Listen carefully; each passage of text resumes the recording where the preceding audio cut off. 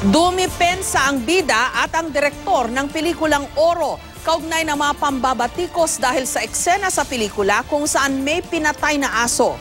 Muli ring binigyang diin ng direktor na si Alvin Yapan na wala sa kanilang production team ang pumatay ng aso. May report si Nelson Canlas.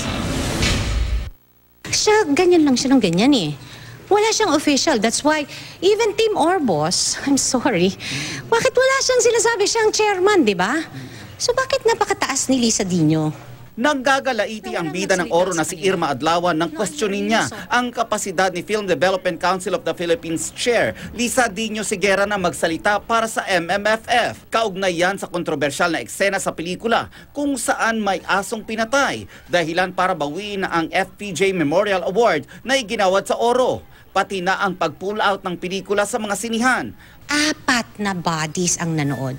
Then suddenly Lisa Dino comes in. Kung we offended any of the selection committee nor the MMFF Execom, they should have made it official. Sa isang pahayag, sinabi ni Dino Siguera na miyembro naman talaga ng MMFF Executive Committee ang FDCP, kaya nagsasalita siya bilang miyembro ng komite. Pinakiusapan din daw siya ni MMDA Chairman Tim Orbos na tugunan ng issue, lalo't siya raw ang napagsinungalingan tungkol sa eksena ng pagpatay sa aso.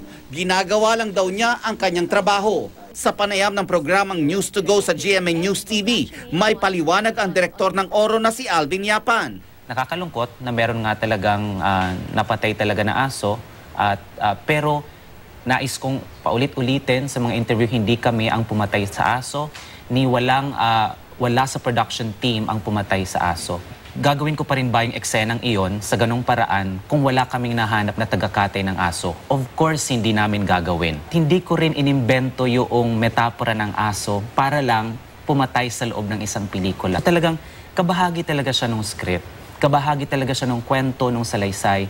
At hindi ko siya inimbento. At hindi ko rin inimbento yung kultura ng karahasan doon sa lugar na kung saan kami nag-shoot. Kaya kung may sapat na ebidensya raw ang Philippine Animal Welfare Society sa paratang nitong sila ang may kagagawan sa pagpatay ng aso sa shooting, dapat lamang na mag-file sila ng kaukulang demanda.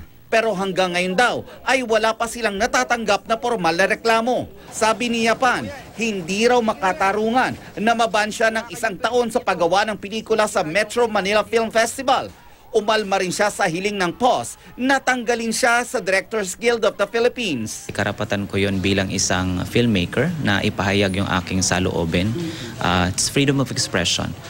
Kung kaya unfair yon. Pero gusto ko na pag-usapan muna ng mga tao bago tayo magpadala sa bugso ng ating mga damdamin. Nelson Canlas, GMA News.